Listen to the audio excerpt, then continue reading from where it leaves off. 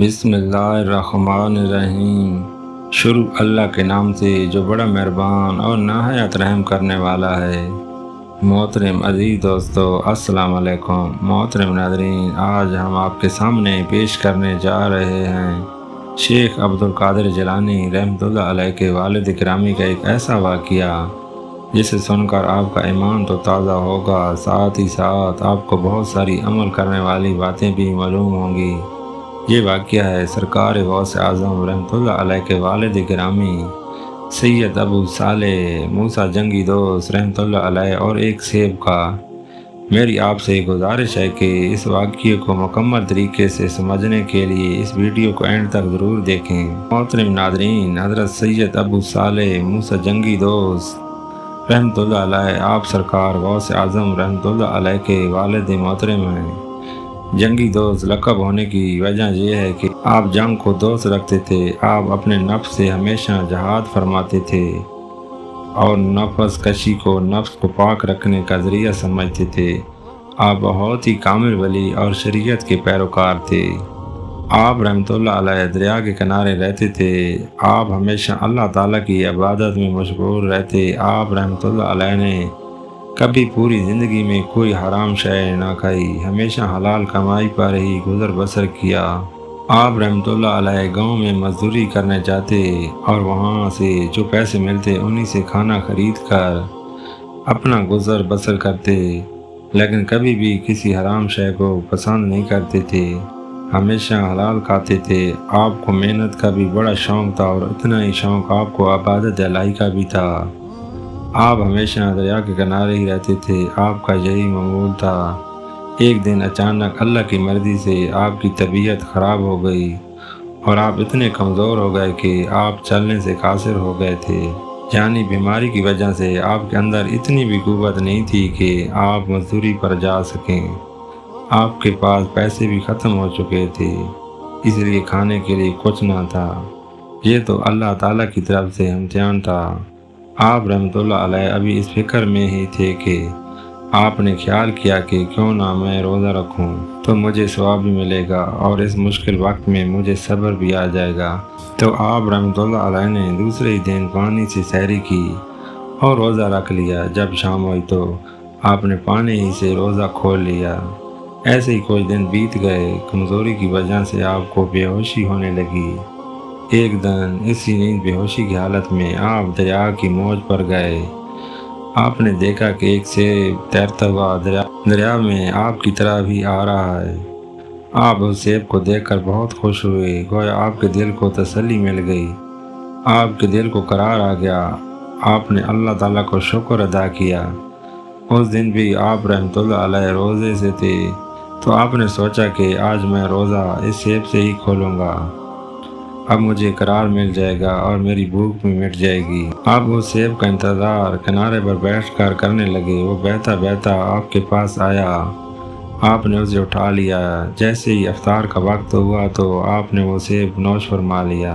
جیسے ہی آپ نے سیب کھایا تو اللہ کا شکر ادا کیا اور آپ کے دم میں دم آیا، یعنی آپ کو راحت ملی، کیونکہ آپ کئی دن سے فاقہ کر رہے تھے۔ جب آپ نے وہ سیب نوش فرما لیا یعنی کھا لیا تو اس کے بعد آپ کو خیال آیا کہ میں نے اسے تو کھا لیا ہے، لیکن کیا یہ مفت کا سیب جائز ہے؟ آج تک تو میں نے کوئی حرام کی کمائی نہیں کھائی، لیکن آج جو میں نے یہ مفت کا سیب کھایا، کیا یہ مجھ پر جائز ہوگا؟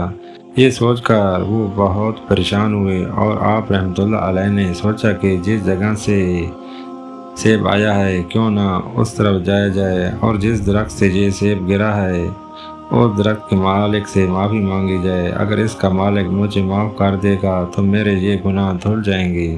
جس جانب سے سیب آیا تھا آپ نے دریا کے کنارے اسی جانب چلنا شروع کر دیا۔ آپ کی آنکھوں میں آنسو تھے اور آپ اس جانب چلے جا رہے تھے۔ تھوڑی دور چلے ہی تھے کہ آپ کو اچانک سیبوں کا باغ دکھا جو دریا کے کنارے پر ہی تھا۔ ایک درخت کی ڈالی اس درخت کے اوپر ہی تھی، اس درخت کو بہت سارے سیب لگے ہوئے تھے۔ آپ نے خیال فرمایا کہ ہو نہ ہو یہ سیب اسی درخت کا ہے جو گر کر اور دریا میں بہہ کر مجھ تک پہنچا ہے۔ آپ نے جیسے ہی اس باغ کو دیکھا تو ایک بزرگ عبادت میں مشغول ہے آپ وہیں پر کھڑے ہو کر انتظار کرنے لگے۔ جیسے ہی وہ بزرگ عبادت سے فارغ ہوئے تو آپ رحمۃ اللہ علیہ بہت ہی ادب سے کھڑے ہو گئے تو ان بزرگ سے فرمایا کہ حضور مجھ سے بہت بڑا گناہ ہو گیا ہے، میں آپ کا قصوروار ہوں، مجھے معاف کر دیجیے۔ اس بزرگ نے کہا تم سے کیا گناہ ہو گیا ہے اور تم ایسے معافی کیوں مانگ رہے ہو؟ تو آپ رحمۃ اللہ علیہ نے فرمایا کہ حضرت آپ کے باغ کا ایک سیب دریا میں بہتا ہوا مجھ تک پہنچ گیا اور میں نے اسے کھا لیا، میں آپ کے پاس اپنے اس گناہ کی معافی مانگنے آیا ہوں، اگر آپ مجھے معاف کر دیں گے تو میرے دل سے یہ پریشانی دور ہو جائے گی، آپ مجھے معاف کر دیں۔ جن بزرگ کا باغ تھا وہ بزرگ پہلے تو مسکرائے، پھر کہنے لگے تم نے بہت بڑا گناہ کر دیا ہے، یہ کوئی چھوٹا موٹا گناہ نہیں ہے، تم نے بغیر پوچھے ہمارا سیب کھا لیا، میں اس بات کو ایسے ہی درگزر نہیں کروں گا، تو تم نے غلطی کی ہے، میں اس کی تمہیں سزا دوں گا۔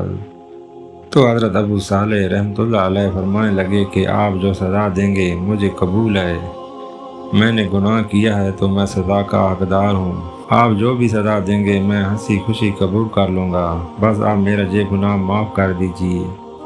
تو ان بزرگ نے فرمایا کہ آج سے تمہاری سزا یہ ہے کہ اس باغ کی دیکھ بھال تم کرو گے اور ہمارا کہا مانو گے، اور اس باغ سے سیب توڑنے ہیں اور ان کو بیچنا ہے، لیکن خبردار ایک بھی سیب نہیں کھاؤ گے۔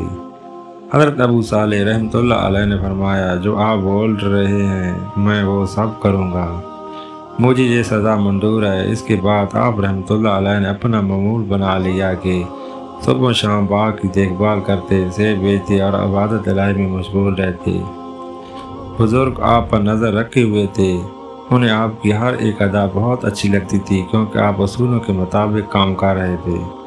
حضرت ابو صالح رحمۃ اللہ علیہ کو خدمت کرتے کرتے کئی برس بیت گئے۔ ایک دن حضرت ابو صالح رحمۃ اللہ علیہ ان بزرگ کے پاس گئے اور کہنے لگے کہ حضور میری سزا کب پوری ہوگی اور میں کب اپنے گھر واپس جا پاؤں گا؟ ان بزرگ نے فرمایا کہ ابھی کچھ اور وقت باقی ہے، اس کے بعد تمہاری سزا پوری ہو جائے گی۔ حضرت ابو صالح رحمۃ اللہ علیہ نے فرمایا ٹھیک ہے، آپ جیسے کہتے ہیں میں ویسا ہی کروں گا۔ اس کے بعد آپ رحمۃ اللہ علیہ واپس باغ کی دیکھ بھال کرنے لگے۔ کچھ سالوں بعد پھر ایک دن بزرگ کی بارگاہ میں گئے اور کہنے لگے کہ میری سزا ابھی تک پوری ہوئی کہ نہیں؟ تو ان بزرگ نے فرمایا کہ تمہاری سزا پوری ہو چکی ہے، لیکن ابھی میں تمہیں ایسے نہیں چھوڑوں گا، ایسے نہیں بخشوں گا، ابھی بھی میری ایک شرط ہے۔ آپ رحمۃ اللہ علیہ نے کہا کہ کیسی شرط؟ آپ کی کون سی شرط ہے؟ تو ان بزرگ نے فرمایا کہ میری ایک اولاد ہے، ایک لڑکی ہے، وہ منہ سے گونگی ہے، کانوں سے بہری ہے، آنکھوں سے اندھی ہے، نوجوان ہو چکی ہے اور میرے دل کا چین بھی ہے اور میں اس کی شادی کرنا چاہتا ہوں۔ پھر ان بزرگ نے فرمایا تمہیں میری بیٹی کے ساتھ نکاح کرنا ہوگا، تمہاری غلطی پھر معاف ہوگی۔ حضرت ابو صالح رحمۃ اللہ علیہ نے فرمایا کہ ٹھیک ہے، آپ جو چاہو کرو لیکن میری غلطی معاف کر دو۔ پھر ان بزرگ نے اپنی بیٹی کا نکاح حضرت صالح رحمۃ اللہ علیہ سے کر دیا اور آپ رحمۃ اللہ علیہ کو وہیں پر رہنے کے لیے کمرہ بھی دے دیا تاکہ آپ اپنے شریک حیات کے ساتھ وہیں پر آ سکیں۔ جب آپ دونوں کا نکاح ہو گیا، آپ رحمۃ اللہ علیہ جب اپنے کمرے میں داخل ہوئے جہاں پر دلہن تھی، آپ رحمۃ اللہ علیہ نے جیسے ہی اپنی دلہن پر نظر ڈالی تو وہ بالکل صحیح سلامت تھی، اس کے اندر کوئی عیب نہیں تھا۔ تو گھبرا گئے، سوچنے لگے کہ میری دلہن تو اندھی ہے اور پیر سے بھی اپاہج ہے اور زبان سے بھی اور بے زبان ہے، لیکن یہ تو بہت خوبصورت اور صحیح سلامت ہے، شاید یہ کوئی اور لڑکی ہے جہاں پر آ گئی ہے۔ جیسے آپ کو لگا کہ کوئی اور عورت ہے، آپ بھاگتے ہوئے کمرے سے باہر آ گئے اور دوڑتے ہوئے ان بزرگ کے پاس پہنچے، ان سے کہنے لگے کہ حضور کمرے میں تو کوئی اور عورت آئی ہے، حضور کمرے میں تو کوئی اور عورت ہے، میری دلہن اندر نہیں ہے۔ ان بزرگ نے کہا کیا ہوا، گھبرا کیوں رہے ہو، تمہاری دلہن ہے۔ آپ رحمۃ اللہ علیہ نے کہا نہیں حضرت، پہلے ایک سیب کھانے کی سزا اب تک بھگت رہا ہوں، بڑی مشکل سے وہ گناہ معاف ہوا ہے، اب میں کوئی اور گناہ نہیں کرنا چاہتا، عورت کوئی اور ہے، وہ جو اندر دلہن بنی بیٹھی ہے وہ تو صحیح سلامت ہے۔ ان بزرگ نے کہا گھبراؤ نہیں، کوئی تمہاری بیوی ہے لیکن وہ کانوں سے بہری اس لیے ہے کہ اس نے غیر محرم سے کلامی ابھی تک نہیں کی، اور زبان سے گونگی اس لیے ہے کہ اسے کبھی بھی غیر محرم سے بات نہیں کی، نبینا وہ اس لیے ہے کہ اس نے نامحرم کو آج تک نہیں دیکھا، وہ پاؤں سے اپاہج اس لیے ہے کہ یہ غیر محرم تک چل کر کبھی نہیں گئی۔ یہ عابدہ ہے، اللہ کی بہت نیک بندی ہے، ہمیشہ عبادت میں مشغول رہتی ہے۔ تم تو بہت خوش نصیب ہو کہ تمہیں ایسی دلہن ملی ہے۔ اس کے بعد ان بزرگ نے کہا، جاؤ، میں تمہیں خوش